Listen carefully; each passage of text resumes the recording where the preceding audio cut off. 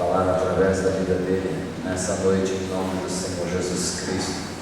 Santo Deus, em nome do Senhor Jesus Cristo, Deus de amor, que haja realmente, Senhor amado, o nosso derramar diante de Ti, Senhor, em nome do Senhor Jesus Cristo, Papai de amor, que o Senhor, Pai, venha falar a cada coração, Deus, nessa noite, segundo a Sua vontade e o Seu querer, em nome de Jesus Cristo, que seja uma palavra rema, uma palavra revelada, Senhor amado, para cada vida nessa noite, Senhor. Distribui, Senhor amado, conforme o Seu querer, conforme a necessidade da Sua casa, Pai, em nome do Senhor Jesus, Pai, em nome de Jesus.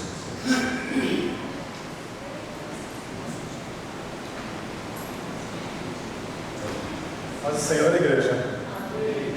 Eu peço que a igreja abra a Bíblia no livro de Lucas, capítulo 1. Lucas 1.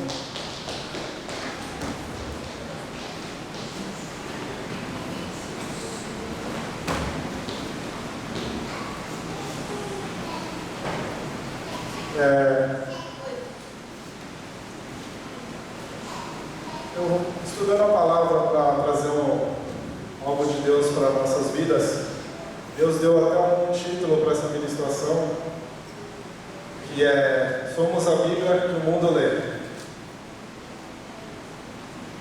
E eu gostaria de saber da igreja, quem acredita no poder da palavra? Eu digo assim, poder da palavra no sentido literal mesmo, palavra. Não só o poder da palavra que é a Bíblia, mas a palavra que a gente profetiza com as nossas bocas. Deus criou o mundo através da palavra. E através de palavra muitas coisas acontecem. Cura, libertação, salvação. Muitas coisas você conquista através de palavras. Então a palavra é muito importante, aquilo que você diz. Isso aqui eu estou falando a respeito disso só para que a gente possa, mais para frente vai ser abordado sobre isso, para que fique bem claro que a palavra realmente tem poder. Amém? E o título que ficou é esse, Somos a Bíblia que o mundo lê, né? Vou estar lendo aqui a partir do versículo 26. Até brinquei com algumas pessoas que perguntou para mim. Eu ainda brinquei e falei que eu ia falar sobre Nossa Senhora. Na verdade é Maria, né? Mãe de Deus. Que o pessoal fala Nossa Senhora. Aqui está falando do nascimento de Jesus. A partir do verso 26, Lucas 1. No 6º mês, Deus enviou o anjo Gabriel a Nazaré, cidade de Galileia, a uma virgem prometida em casamento a certo homem chamado José, descendente de Davi. O nome da virgem era Maria. O anjo, aproximando-se dela, disse: Alegre-se, agraciada, o Senhor está com você. Maria ficou perturbada com essas palavras, pensando no que poderia significar essa saudação. Mas o anjo lhe disse: Não tenha medo, Maria, você foi agraciada por Deus. Você ficará grávida e dará à luz a um filho, e lhe porá o nome de Jesus. Ele será grande, será chamado Filho do Altíssimo. O Senhor Deus lhe dará o trono do seu pai Davi, e ele reinará para sempre sobre o povo de Jacó. Seu reino jamais terá fim. Perguntou Maria ao anjo: Como acontecerá isso se sou virgem? O anjo respondeu: O Espírito Santo virá sobre você, e o poder do Altíssimo a cobrirá com a sua sombra. Assim, aquele que há de nascer será chamado Santo, Filho de Deus. Também Isabel, sua parenta, terá um filho na velhice. Aquela que diziam ser estéril já está em seu 6º mês de gestação, pois nada é impossível para Deus. Respondeu Maria: Sou serva do Senhor, que aconteça comigo conforme a tua palavra. Aleluia. Então o anjo a deixou. Só até aqui. Aqui, Maria é agraciada. A palavra diz que no início o verbo, ele era o verbo, e o verbo se fez carne. O verbo se fez carne e o homem, Jesus Cristo. E a palavra diz, Paulo, ele diz que nós somos tabernáculo do Espírito Santo. E que Deus vive dentro de nós. Da mesma forma, naquela época, o anjo visitou Maria. Naquele momento, quando a presença de Deus veio sobre Maria, algo muito forte aconteceu. O DNA do céu foi derramado sobre o ventre de Maria. E Maria ficou gestante. Deus colocou dentro de Maria a palavra. Ela colocou o verbo.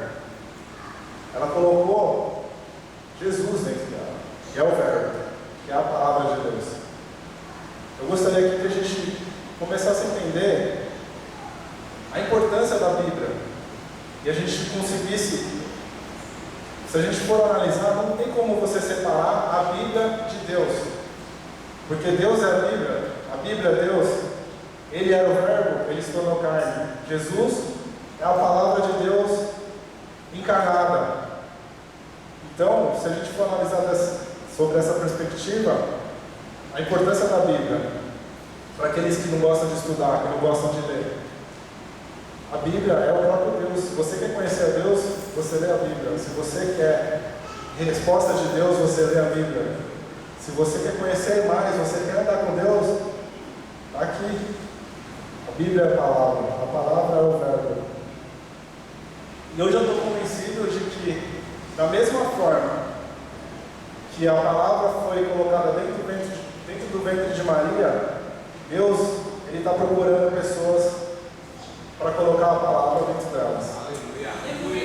E Deus quer que a palavra seja encarnada novamente através do corpo de Cristo. Deus quer que a gente seja o tabernáculo do Espírito Santo. Como Paulo disse, nós somos tabernáculos de Deus. Cristo vive dentro de nós. Aí a gente para pensar. Deus poderia escolher qualquer lugar para morar. E Ele foi escolher o nosso coração. Nós passamos a ser casa de Deus. Como diz uma música do Eli Soares, né? Somos casas de Deus. O pastor ministrou aqui um casamento dos nossos irmãos ali, no sábado.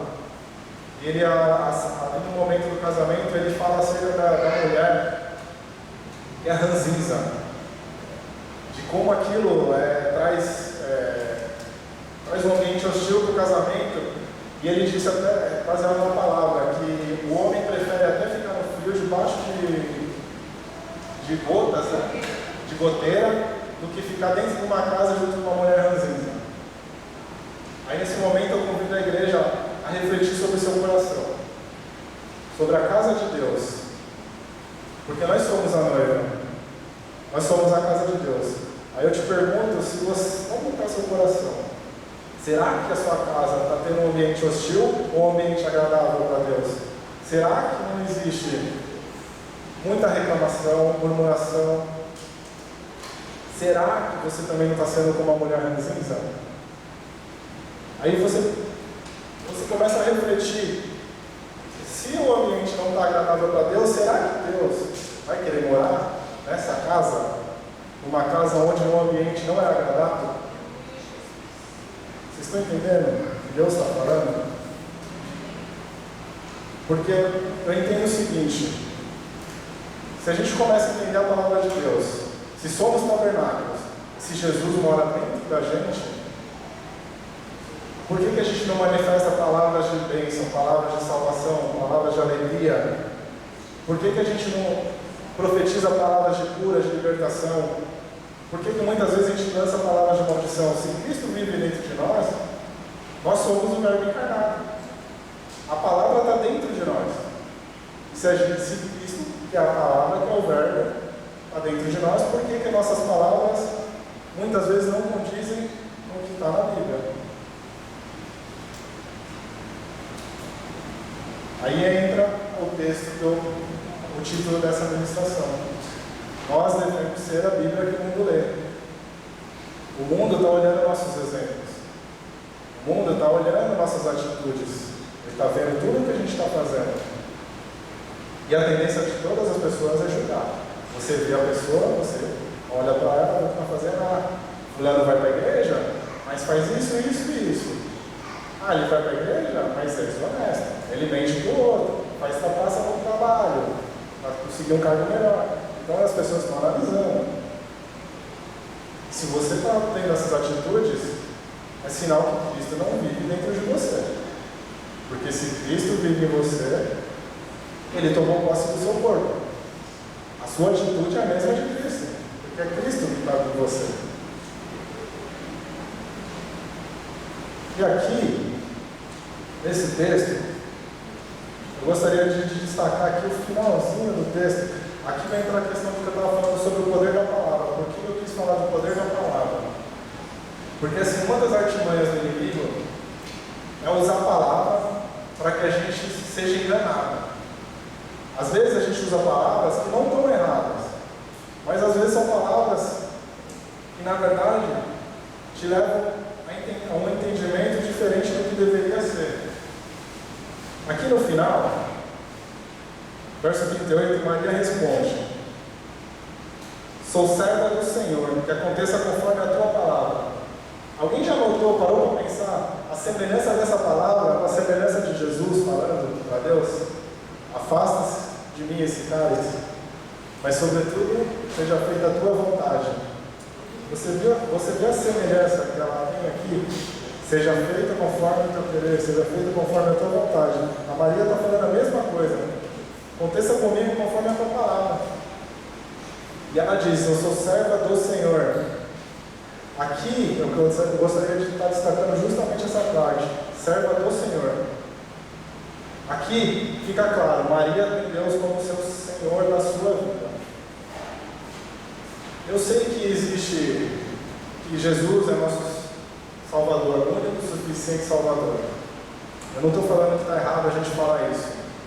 Mas isso, quando você fala para a pessoa, aceite Jesus como Salvador, o único Senhor, não, o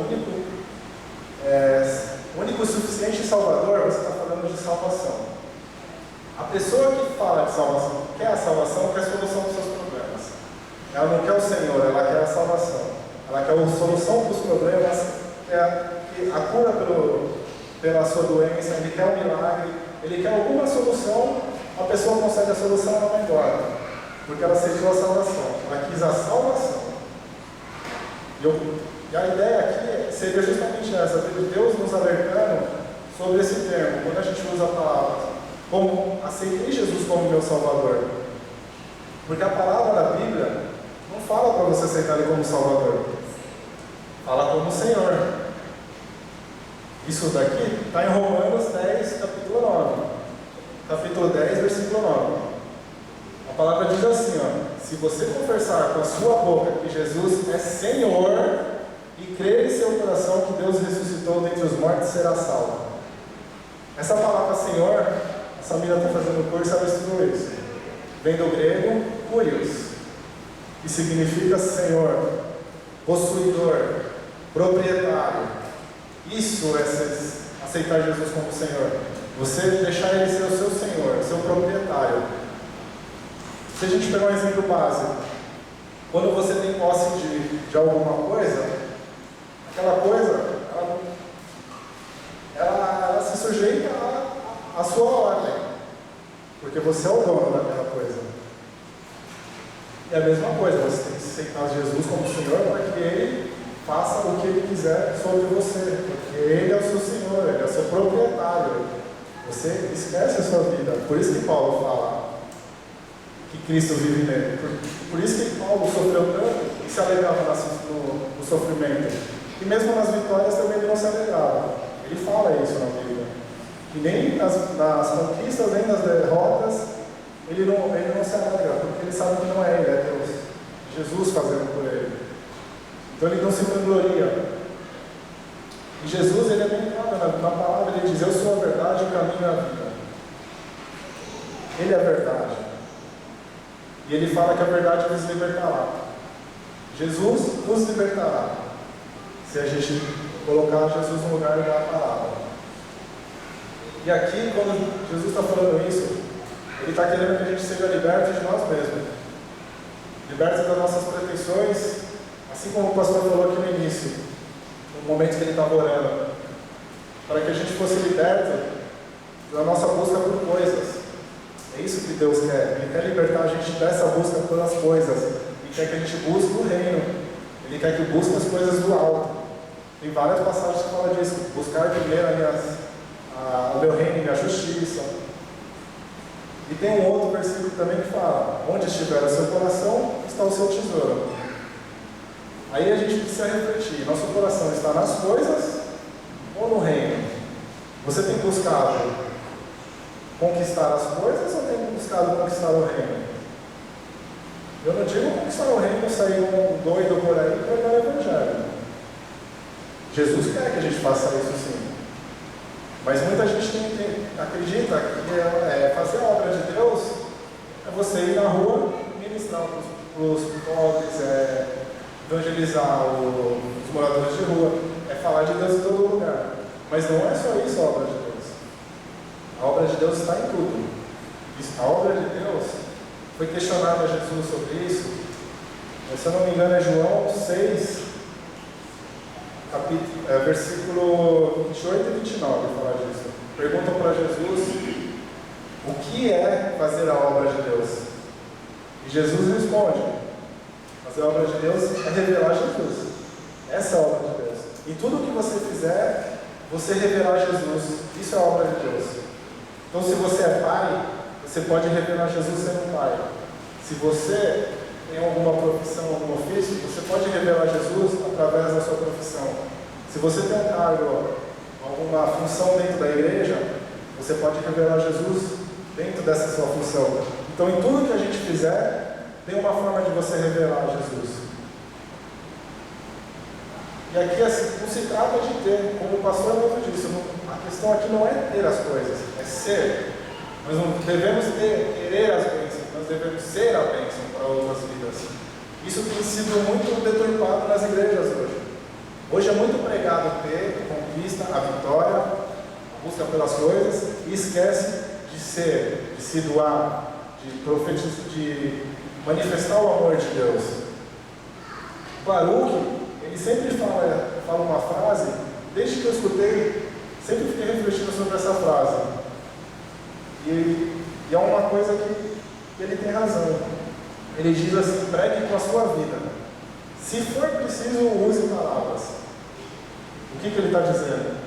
Pregue com exemplo. A gente eu e a Kim somos pais recentes, né? A Sofia tem 2 anos e meio. A gente vê como a criança aprende através dos exemplos. Tudo que a gente faz, ela aprende, ela faz igual. As coisas que a gente fala, ela repete. É isso que a gente tem que ser para as pessoas que não conhecem a Cristo. A gente precisa ser o exemplo. A gente precisa mostrar como que deve se portar. O pastor estava falando de muros. Por coincidência, na administração tem algo falando de muros. A nossa igreja não, a igreja de Cristo, ela foi criada para revelar a Cristo. Ela foi criada sobre a rocha que é Jesus Cristo, é fundamentada sobre a rocha. E nós precisamos revelar a Cristo, seja de qualquer forma que for, seja por atitude, seja por palavras, seja por ações. A gente precisa manifestar Jesus, revelar Jesus para aqueles que não conhecem. E quando a gente fala de muros, nós temos uma cultura na igreja, a gente acaba fazendo essas coisas não por erro, mas a gente costuma, são tradições da igreja, vai acontecer, a gente vai fazendo. E nós temos muito mania de separar o mundo da igreja. Nós somos da igreja, não temos que. A gente tem que se afastar do mundo. Mas espera aí, a gente vive no mundo ou a gente vive dentro da igreja? Tá, a gente é a igreja, somos a igreja. Mas você vive onde? A gente vive no mundo. Então, como é que a gente pode criar uma cultura de separação da igreja com o mundo? Eu entendo que desde a vida de Jesus, isso acontecia, essa separação.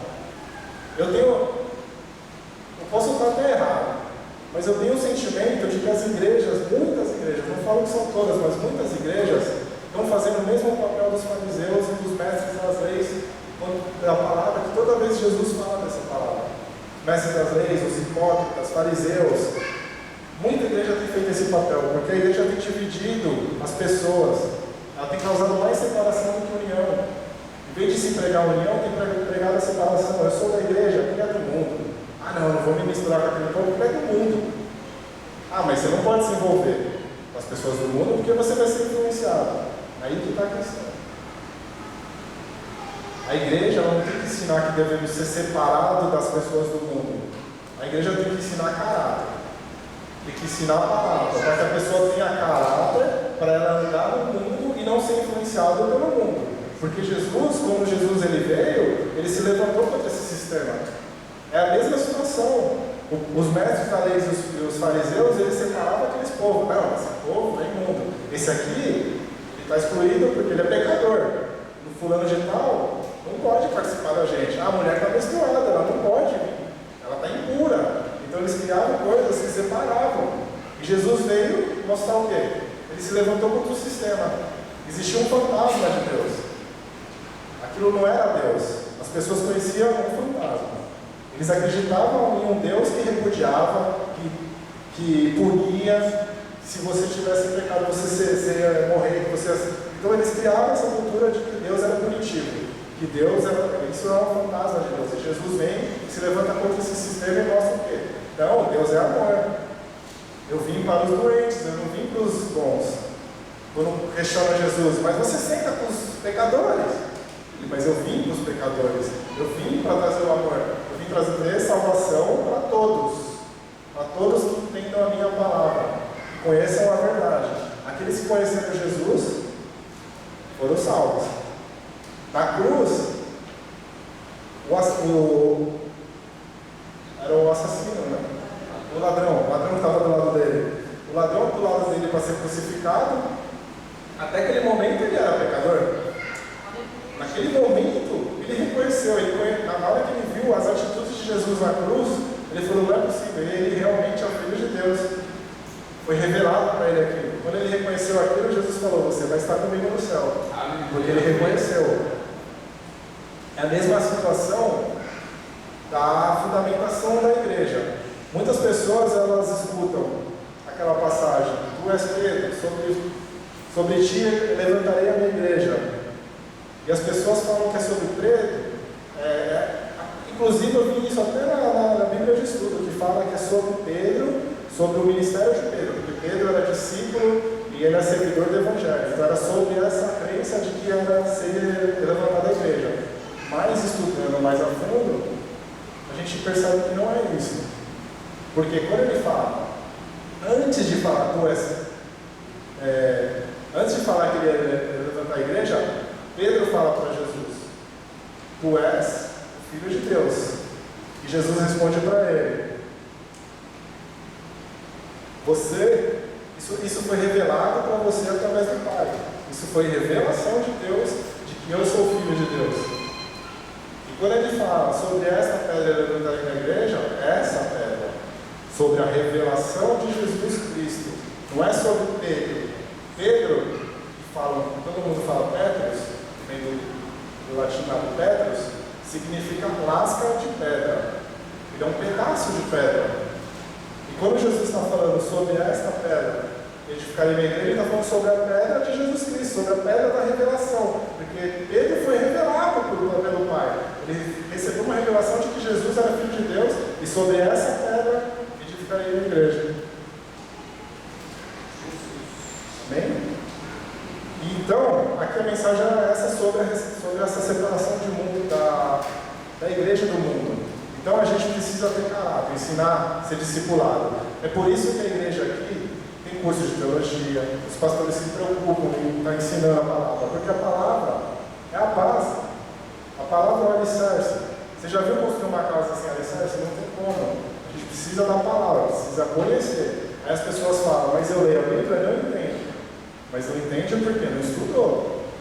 Tem coisas que precisam ser estudadas para aprender. Não tem como vir num culto ministrar sobre o estudo da palavra, que não tem como, não dá. Para fazer uma campanha de estudo da Bíblia em ministrações. Precisa ser estudado nos bastidores. Você tem que pesquisar, você tem que procurar, tem que correr atrás.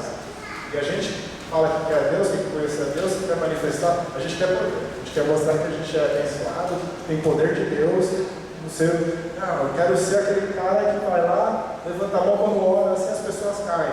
Você quer o poder de Deus? Eu acho que todo mundo quer o poder de Deus. Você quer orar para uma pessoa, a pessoa ser curada. A gente quer poder. Mas a gente não quer conhecer a Deus, a gente não quer buscar, a gente não quer ler a Bíblia. A gente faz campanha, vai, vamos ler a Bíblia, ninguém quer ler. Vamos estudar? As pessoas não vão. Vamos fazer campanha de oração? Poucas pessoas querem. Então, o pastor tem o jejum de toda segunda-feira. São coisas que edificam a casa de Deus. Com isso, você buscando, aprendendo, conhecendo, quanto mais você conhecer, mais você vai revelar Cristo. Quanto mais você conhecer, mais poder você vai ter. Você vê que os discípulos andaram com Jesus por 3 anos. Andaram por 3 anos e tem uma passagem, se eu não me engano, em Mateus, agora no seu capítulo, que Jesus olha para Pedro e fala assim: quando você se converter, você vai pregar o Evangelho. Ele tinha 3 anos andando com Jesus e Jesus falou para ele: quando você se converter? Ou seja, ele estava 3 anos andando com Jesus, mas ainda não tinha se convertido. Então a conversão também é demorada. Não é da noite para o dia, é no caminhar, dia a dia, com Deus, conhecendo, aprendendo, lendo a Bíblia, orando, fazendo jejum, participando dos cultos, estando junto com outros irmãos, dividindo a palavra. O pastor lembra, quando o pastor e as pessoas que estavam junto com a gente aqui, a Samira também, que conheceu quando ele aqui se converteu, quando a gente veio para a igreja, a gente ficava igual um doido. Atrás de saber o que era, queria estudar, queria aprender, ligava para o pastor, ligava para a pastora, perguntando: ali no versículo eu não entendi, o que é isso? Eu estava procurando, perguntando para todo mundo. Perguntava para o Jorge, perguntava para o Leandro, para o Julinho, estava perguntando para todo mundo: o que é isso? Mas por que é isso? Porque eu queria conhecer, tinha sede. E essa sede, ela vai acabando com o tempo, e isso não pode morrer, essa sede tem que continuar. Aleluia. Amém? Eu peguei até aqui uma música da Oficina G3 para falar sobre os muros que a gente via. É um pouco pesada, né, eu acho. Mas é uma realidade que acontece. Ele diz assim, ó: muros de pedra, muros de orgulho, que nos separam e nos envergonham. Muitos já caíram, outros ressurgiram. Muitos preconceitos, muitos já foram desfeitos. Mas muitos insistem em existir. Oculto em nossos dias, há uma guerra fria. Vítimas que ninguém vê. Essa parte ele fala: muitos se defendem e escondem a fraqueza atrás de mentiras, que encobrem quem realmente são. Muros que nos envergonham. Caiam os muros, tirem as pedras. O pastor orou isso. Caiam os muros, tirem as pedras. Nossa unidade não é real. Se a verdade é o que pregamos, porque nós erramos não sendo um. Deus quer que a gente seja um com Ele. E Deus quer exatamente isso, que a gente possa ser um. E a gente está falando do poder da palavra. A palavra tem poder, sim. Mas muitas vezes a palavra só não basta. Porque eu vou dar um exemplo básico. Se você vê um irmão passando fome, você chegar para ele e falar: eu vou orar para você. Do que adiantou? Se ele estiver morrendo de fome, ele vai morrer. O que ele precisa naquele momento é comida. Você precisa arrumar uma forma de dar comida para ele. Você precisa se compadecer com a necessidade da pessoa. Igual a parábola do samaritano, né? Que passou os homens de Deus e não ajudaram o samaritano. Não ajudaram o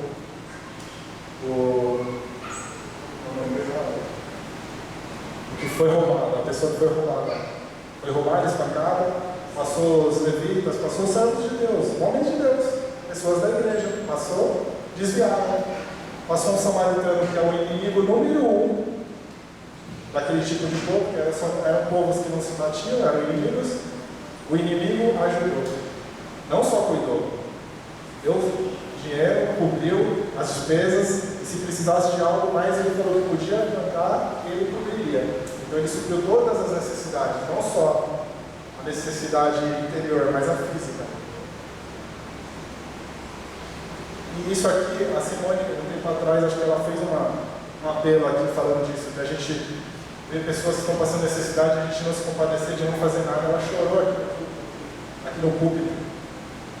Porque a gente precisa estar junto, ela disse, a gente precisa se unir, a gente precisa se que fala que precisamos ser um. Em 1 João, capítulo 3, não precisa abrir. A palavra diz assim: se alguém tiver recursos materiais e vendo seu irmão em necessidade não se compadecer dele, como pode permanecer ele no amor de Deus? Filhinhos, não amemos de palavra nem de boca, mas em ação e em verdade. João está afirmando aqui que amar só de palavras não é amar de verdade. E aqui, amar significa ajudar o semelhante, cobrir o que ele necessita. Nós precisamos fazer isso. Nós precisamos de ações. A gente não pode limitar o nosso amor, negligenciar a necessidade do outro. O que ele está dizendo aqui? Se você não se compadecer da necessidade do outro, isso não significa que você ama pela metade. Significa que você não ama de jeito nenhum. Se você não se compadece com a tristeza do outro, você nem ama. É aquela coisa da palavra: chorar com os que choram, se alegrar com os que se alegram. Essa é a nossa função como servo de Deus. Não faça nada por ambição egoísta ou por vaidade, mas humildemente considere os outros superiores a si mesmo. Cada um cuide não somente dos seus interesses, mas dos interesses dos outros. Seja a atitude de vocês a mesma de Cristo Jesus. Filipenses 2, 3, 5. Aqui ele está falando de humildade. Eu vou te dizer uma coisa: a humildade não é você pensar menos de si mesmo, é você pensar menos em si mesmo. Isso é humildade. Você pensar mais nos outros. Eu peguei um texto aqui do ministro da palavra americano, Warfield. Ele deu um sermão que se chama Imitando a Encarnação. E é baseado nesse texto de Filipenses 2. Ele diz assim: ele veio ao mundo, Jesus, impelido pelo seu amor pelos outros. Veio para esquecer de si mesmo nas necessidades dos outros. Sacrificar-se pessoalmente não significa ser alienado do contexto e do nosso próximo. Significa nos absorvermos neles. Significa nos esquecermos de nós mesmos pensando nos outros. Significa mergulhar nas esperanças e nos temores, nos anseios e nos desesperos de cada um. Nos desesperos de cada ser humano. Significa que não devemos viver uma única vida, e sim milhares de vidas, nos envolvendo com milhares de almas por meio da compaixão. Uma compaixão tão amorosa que a vida dos outros se tornam as nossas. Pesado que colocou, mas é isso que Deus quer. Paulo ainda disse para a gente lá em Coríntios que Cristo em nós é a esperança da glória. A esperança que é a expectativa intensa e glória que é a presença manifesta de Deus. A presença de Deus, a presença manifesta está em nós. Se chama Cristo. É essa manifestação dessa presença cobriu Maria.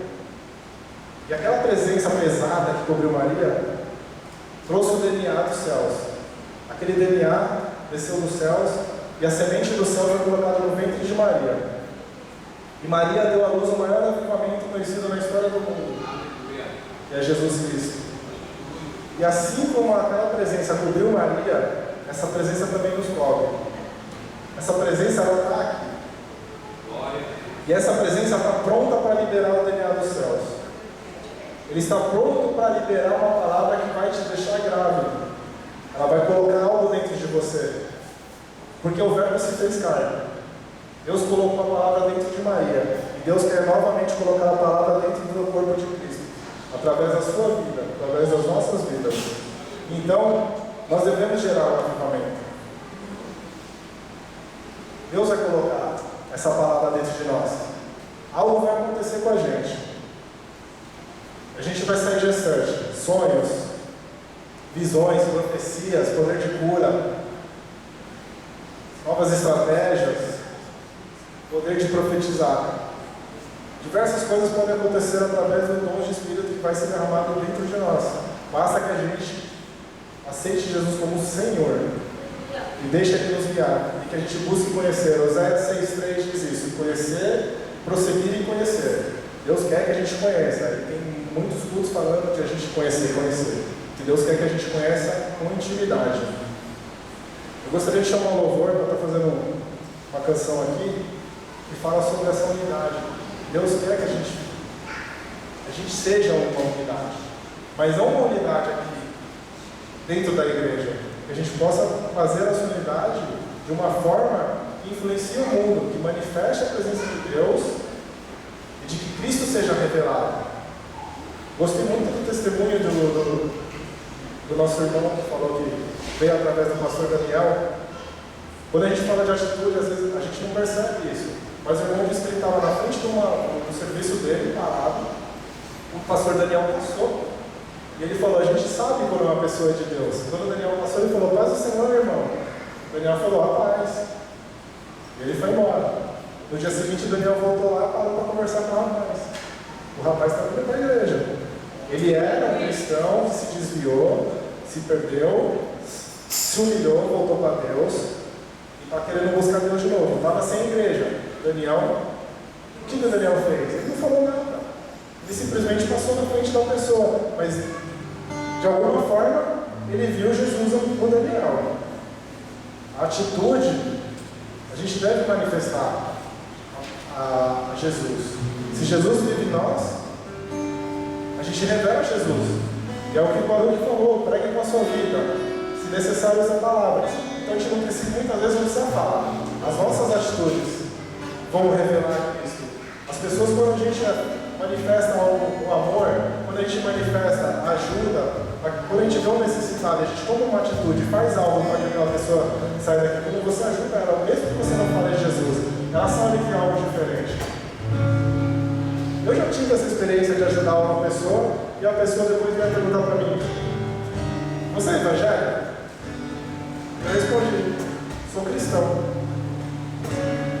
Eu sou cristão. Porque as pessoas rotulam muito o termo evangélico com a igreja, uma religião. Eu falei: eu frequento uma igreja evangélica, mas eu sou cristão. Porque a minha ideia é seguir Cristo e manifestar Cristo.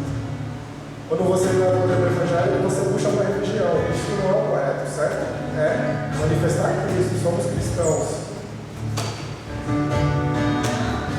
E aqui, o que Deus deixou para a gente hoje nessa noite, a mensagem que fica para nós: filhinhos, não amemos de palavra nem de boca, mas em ação e em verdade. Que nossas atitudes possam manifestar a Cristo e que a gente possa ser assim como esse louvor vai estar falando.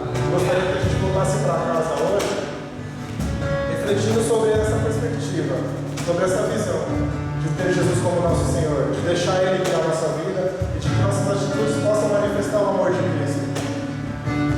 O amor, ele conquista tudo. Através do amor a gente pode fazer todas essas obras que a gente tanto tem buscado, de ganhar almas, de realizar curas.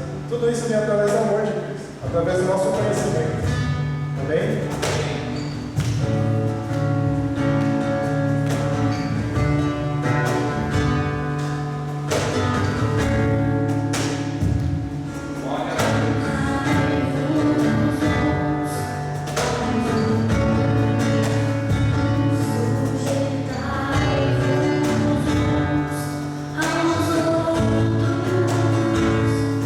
Aquele que quiser ser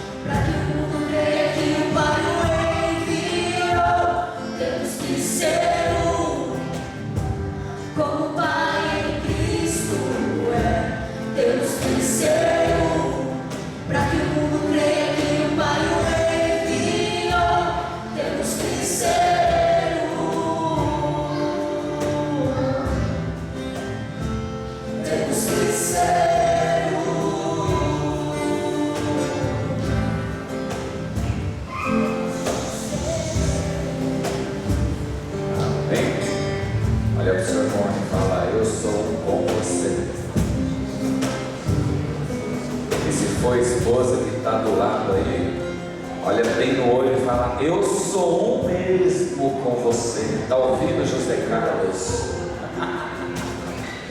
Ouviu, Senhor Dias? Somos um em Cristo Jesus. E juntos nós somos fortes, né, irmãos? Como o inimigo investe na unidade. Como o inimigo investe na unidade das vidas. Coloca coisas tão pequenas, né? Para nos separar, ficar um de bico com o outro e não conversar.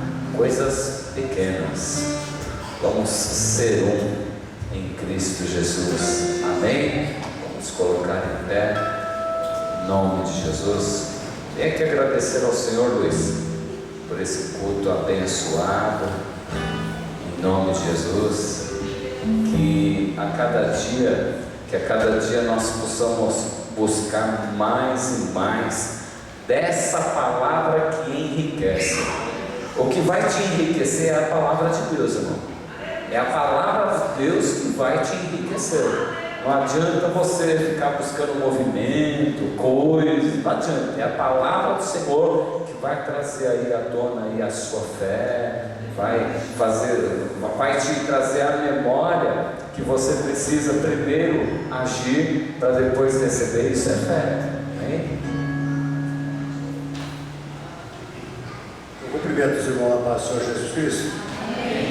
Vamos orar todos uma só unidade, levar nosso pensamento a Cristo e guardar essa palavra que foi dita, uma palavra muito importante, no qual pela palavra tudo criou, pela palavra tudo formou, e aqui nós estamos também, Deus de poder.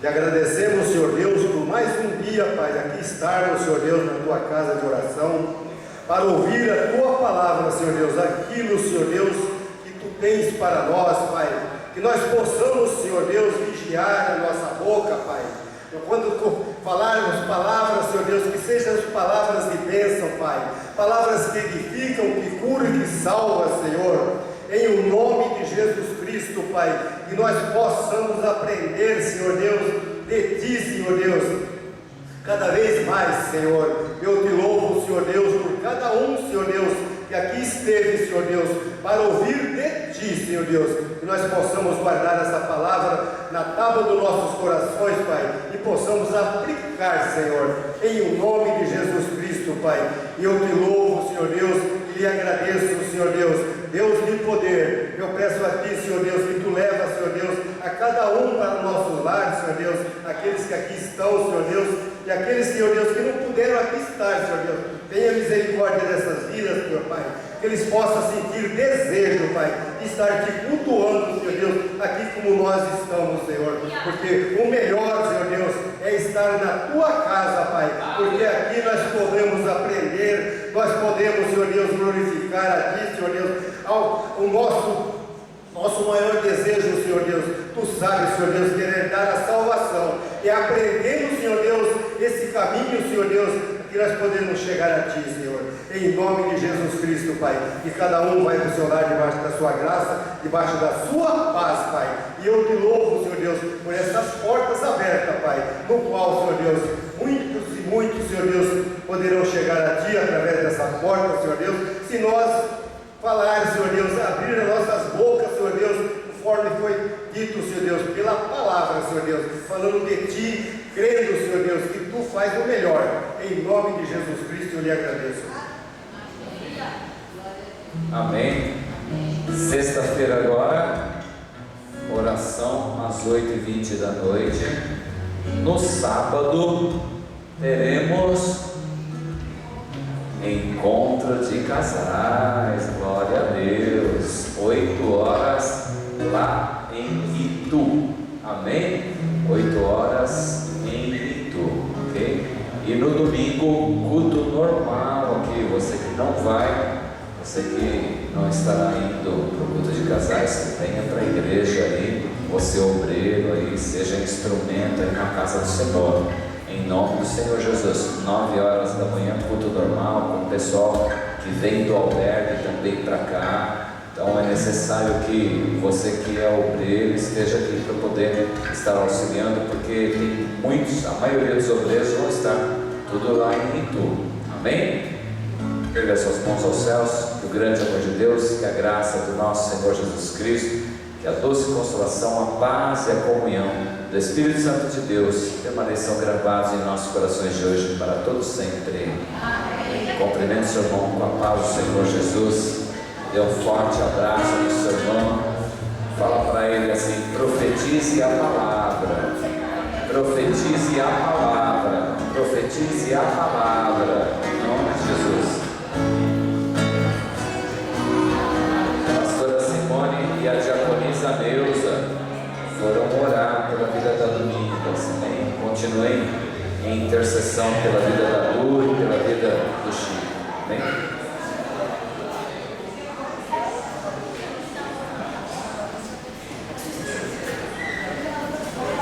Ali, ó.